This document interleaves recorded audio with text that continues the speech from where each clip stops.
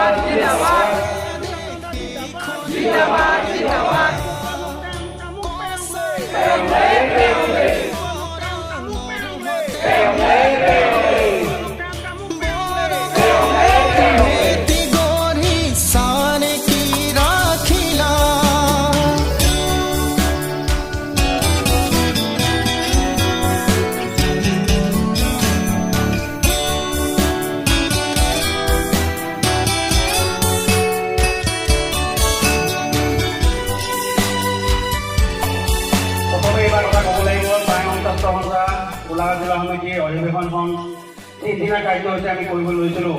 কিন্তু অসম চৰকাৰৰ বৰ্তমান যি SOP লগতে কৰোণা যি সাংঘাতিক ৰূপ পুনৰ আহিব লোৱাৰ কাৰণে আমি 3 দিনত থাকে এদিন কৰিলোঁ। তাৰ কাৰণে মই জিলা সমিতি হৈ মোৰ পাতি লৈছোঁ, দুখ প্ৰকাশ কৰিছোঁ। আমি যাতে আপোনালোকক এখন তিনিদিনীয়া এটা অনুষ্ঠান কৰিব নোৱাৰোঁ এই অনুষ্ঠানবিলাক আমি গাঁৱত পাতিবলৈ যাওঁ গাঁৱত পাতিবলৈ যোৱা মূল কথাটোৱে হ'ল আমি গাঁৱৰ মানুহখিনিক আপোন কৰি ল'ব লাগিব গাঁৱৰ মাজৰ প্ৰতি ঘৰ মানুহত আমি টাই আহোম ছাত্ৰ সন্থাৰ প্ৰতিটো দেখি টাই আহোম ছাত্ৰ সন্থাই কি কৰি আছে টাই আহোম ছাত্ৰ সন্থাই কৰিব লগা কি আছে এই গোটেই কথাখিনি আমি জানিবৰ কাৰণে যাওঁ শিকিবৰ কাৰণে যাওঁ আৰু বুজাবৰ কাৰণে যাওঁ আজি টাই আহোম ছাত্ৰ সন্থাই বিভিন্ন সময়ত দেখিছে আজি আপোনালোকে আহোমসকলক আমি বিভিন্ন ক্ষেত্ৰত আমি নিৰ্যাতিত হৈছোঁ নিপীড়িত হৈছোঁ কিয় কাৰণ আমি ঐক্যবদ্ধ নহয় ঐক্যবদ্ধ আমি এইকাৰণে নহয় আমি আহোম মানুহখিনিয়ে আমি সকলোতে আদৰ্শ কৰিলোঁ বুলি কৈ এটা আচলতে আমি যি আচলতে আমাক নিজকে নিজে গৌৰৱ অনুভৱ এই গৌৰৱে আমাক অহংকাৰ যেনেকৈ পতন আমি এই গৌৰৱটোৱে আমাৰ অহংকাৰ আমাৰ এটা পতনৰ মূল উদ্দেশ্য হৈছে আমি ঐক্যবদ্ধ হ'ব নোৱাৰোঁ একেখন পতাকা তলত আমি কেতিয়াও থিয় হ'ব নোৱাৰোঁ কিন্তু এটা কথা আজি এই খুমটাই অধিৱেশনৰ পৰা আমি সংকল্পবদ্ধ হ'ব লাগিব হয়তো টাই আহোম ছাত্ৰ সন্থালে সকলো আহোম মানুহ একত্ৰিত হৈ আমি আমাৰ যি আচলতে সমস্যা আছে বা আমাৰ যি দাবী দাবা আছে আমি উত্থাপন কৰিবলৈ আপোনালোকে জানে আজি সৰু টাই আহোম ছাত্ৰ সন্থা বা 6 জনগোষ্ঠীয় জনজাতিকৰণৰ ক্ষেত্ৰত আমি বিভিন্ন সময়ত দাবী দাবা উত্থাপন কৰি আহিছোঁ আজি 6 জনগোষ্ঠীৰ জনজাতিকৰণৰ ক্ষেত্ৰত বা আহোমসকলৰ জনজাতিকৰণৰ ক্ষেত্ৰত অসম চৰকাৰে ডিভাইড এণ্ড ৰুল পলিচি সৃষ্টি কৰিছে য'ত নেকি মৰাণ মানুহক বেলেগকৈ দিবলৈ বিচাৰিছে চুতীয়াক বেলেগকৈ দিবলৈ বিচাৰিছে বা আজি চাহ জনগোষ্ঠীক বেলেগকৈ দিবলৈ বিচাৰিছে কোন ৰাজবংশীক বেলেগকৈ দিবলৈ আহোমৰ নাম উল্লেখ কৰা নাই কিয় কাৰণ আমি আহোমবিলাক ঐক্যবদ্ধ নহয় আজি কোনোবা কংগ্ৰেছ কৰিছে বুলি বেলেগ হৈ যাব কোনোবা বিজেপি কৰিছে বুলি বেলেগ হৈ যাব কোনোবা আজি যোনে আজি LJP কৰিছে বুলি বেলেগ হৈ যাব সকলোৱে আমি দল সংগঠনৰ কথা চিন্তা কৰি আমি ঘৰখনতে দুভাগ তিনিভাগ হওঁ আমি ধাৰ্মিক ক্ষেত্ৰত বিভিন্ন ক্ষেত্ৰত আমি দুভাগ তিনিভাগ হ'বলৈ গৈ আছোঁ আৰু সেইবিলাকৰ কাৰণে টাই আহোম ছাত্ৰ সন্থাই আহোম জনগোষ্ঠীত আমি ঐক্যবদ্ধ হ'ব নোহোৱা মূল উদ্দেশ্য হ'ল ধৰ্ম আৰু ৰাজনৈতিক কিন্তু আজি আপোনালোকে চাব আজি বড়োসকল কোনো কথা নাই সকলো যোন দলেই নহওক আজি ঐক্যবদ্ধভাৱে তেওঁলোকে আজি সংগ্ৰাম চলাই আহিছে আৰু সেইকাৰণে তেওঁলোকে পাইছে সৰু টাই আহোম ছাত্ৰ সন্থাৰ সন্মানীয়সমূহ সভাপতিসকলক অনুৰোধ জনাইছোঁ যে টাই আহোম ছাত্ৰ সন্থা গোলাঘাট সমিতিখনে আমি অসমখনক এটা নিদৰ্শন দেখাব লাগিব যে আমি সকলো মানুহ একত্ৰিত হৈ আহোম জনগোষ্ঠীৰ কাৰণে যাতে আমি আগবাঢ়ি যাব পাৰিম আৰু আগবাঢ়ি যাম আজি এই পতাকাখনৰ তলতে আমি সংকল্পবদ্ধ হওঁ আৰু ইয়াকে কৈ মই সমূহ বক্তব্য সামৰিছোঁ ধন্যবাদ জয় আহোম ধন্যবাদ জনাইছোঁ আমি গোলাঘাট জিলাৰ সন্মানীয় সভাপতি ডাঙৰীয়াক ইয়াৰ পাছতে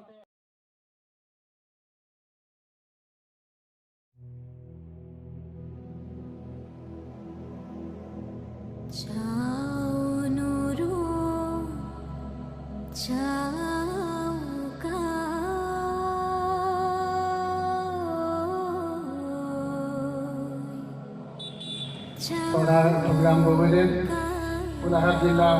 আৱাসৰ বিভিন্ন বিষয়ববীয়াসকল বিভিন্ন আঞ্চলিকৰ পৰা অহা বিষয়ববীয়াসকল সকলোকে মই এই খুমটাই অধিৱেশনস্থলীত স্বাগতম জনাইছোঁ আমি তিনিদিনীয়া কাৰ্যসূচীৰে যদিও অনুষ্ঠানভাগ উদযাপন কৰিম বুলি ভাবিছিলোঁ আপোনালোকে ইতিমধ্যে গম পাইছে আমি কাৰ্যসূচী চমুৱাবলগীয়া হৈছে আমি অতি দুখেৰে সৈতে আচলতে সেই আমাৰ অনুভৱ আপোনালোকৰ ওচৰত ভাগ কৰিব পৰা নাই আমি আচলতে কি কেনেকুৱা ধৰণৰ অনুভৱ কৰিছোঁ আমি যি উৎসাহেৰে তিনিদিনীয়া কাৰ্যসূচী উদযাপন কৰিবলৈ লৈ আমি সামগ্ৰী হ'বলগীয়া হৈছে তাৰ বাবে আপোনালোকৰ ওচৰত দুখ প্ৰকাশ কৰিছোঁ আৰু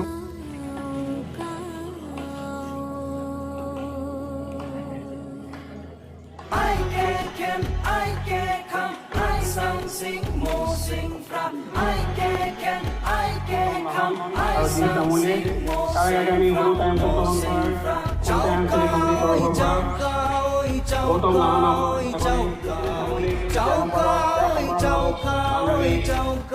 আঞ্চলিকৰ সম্পাদক জনালোঁ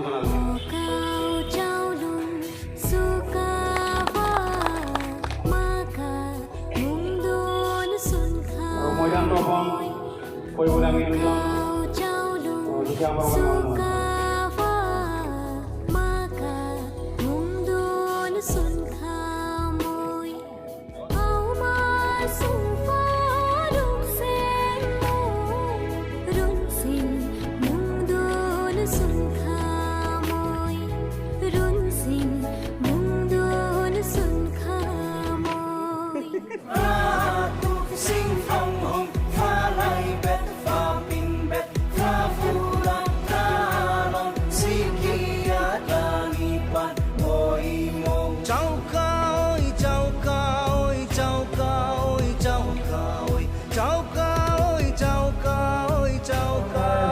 প্ৰতিষ্ঠাপক আৰু প্ৰধান নিৰ্বাচী ৰবীন ফুকন ডাঙৰীয়া, সৰ্বজনীন ছাত্ৰ সন্থাৰ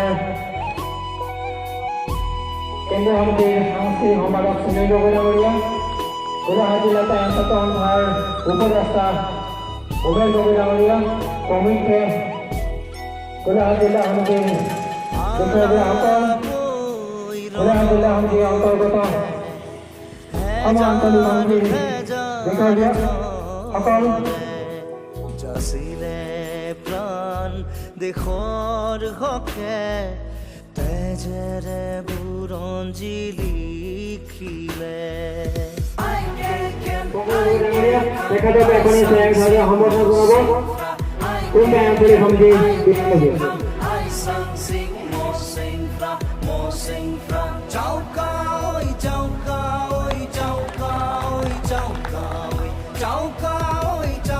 কৃষিপ্ৰকাশ গগৈ ডাঙৰীয়া আৰু পংকজ গগৈ ডাঙৰীয়াক আমি পোনে পোনে আজি যি মাল্যাৰ্পণ কাৰ্যসূচী আছে সেইলৈ আগবাঢ়ি যাবৰ কাৰণে অনুৰোধ জনালো। ধন্যবাদ। এই মাল্যাৰ্পণ কাৰ্যসূচীত সহযোগ কৰিব আমাৰ টাই আহোম ছাত্ৰ সন্থাৰ গোলাঘাট জিলা সমিতিৰ সন্মানীয় সভাপতি, টাই আহোম ছাত্ৰ সন্থাৰ গোলাঘাট জিলা সমিতিৰ উপদেষ্টা উমেশ গগৈ ডাঙৰীয়া, টাই আহোম ছাত্ৰ সন্থাৰ প্ৰতিষ্ঠাপক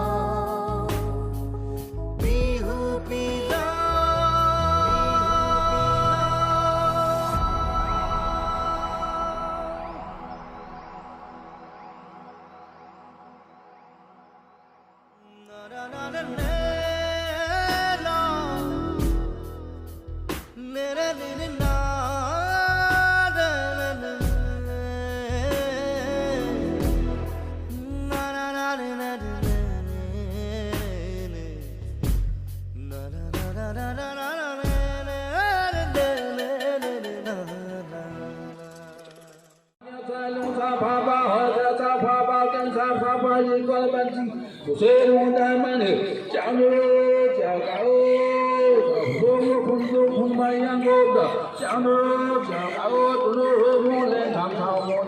Ghiền Mì Gõ để không bỏ lỡ những